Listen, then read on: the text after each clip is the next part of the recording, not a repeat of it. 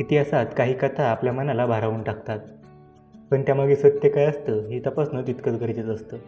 आज आपण पाहणार आहोत एक अशीच प्रसिद्ध गोष्ट, संत तुकाराम महाराज आणि छत्रपती शिवाजी महाराज यांची भेट. खरं तर या गोष्टीवर अनेक प्रश्न विचारले जातात की छत्रपती शिवाजी महाराज आणि संत तुकाराम महाराज यांची खरीच भेट झाली होती का, की ही केवळ भक्तिपूर्ण आख्यायिका आहे.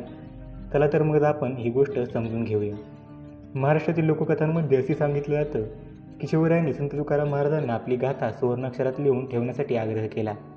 कधी म्हणतात महाराज देऊला गेले, कधी म्हणतात तुकाराम महाराज राज्यसभेत आले.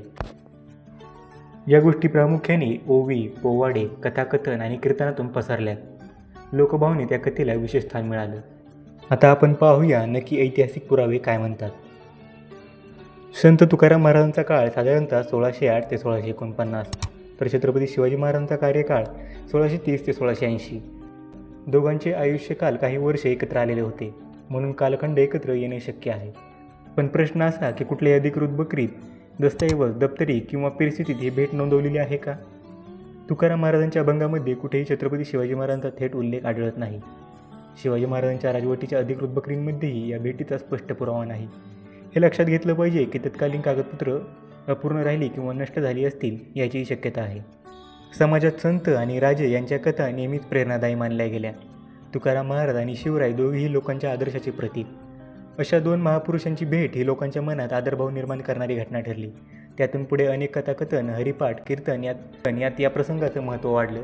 काही जुन्या कथांमध्ये असं सांगितलं जातं, तुकाराम महाराजांनी राजवैभव नाकारून म्हणलं, हे माझं नाही, हे सगळं विठ्ठलाचं आहे.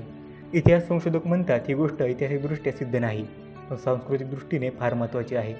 ही भेट घडली असावी अशी शक्यता काही संशोधक मानतात, तर काहींनाही आध्यात्मिक सत्य वाटतं. शोधपूर्ण दस्तऐवजी पुरावा सापडलेला नाही. उदाहरणार्थ तुकाराम महाराज चरित्र किंवा शिवदिग्विजय या ग्रंथांमध्येही आता भेट उल्लेख आढळत नाही. भेट खरी असो वा आख्यायिका, या कथेतून एक अमूल्य संदेश मिळतो. सत्ता कितीही बलाढ्य असली तरी भक्ती आणि साधेपणा त्यापुढे मोठा असतो. आपण इथे सगळे शास्त्रीय दृष्टीने पाहायला शिकायला हवं, पण याच वेळी कथा आपल्या संस्कृतीची ओळखही आहेत.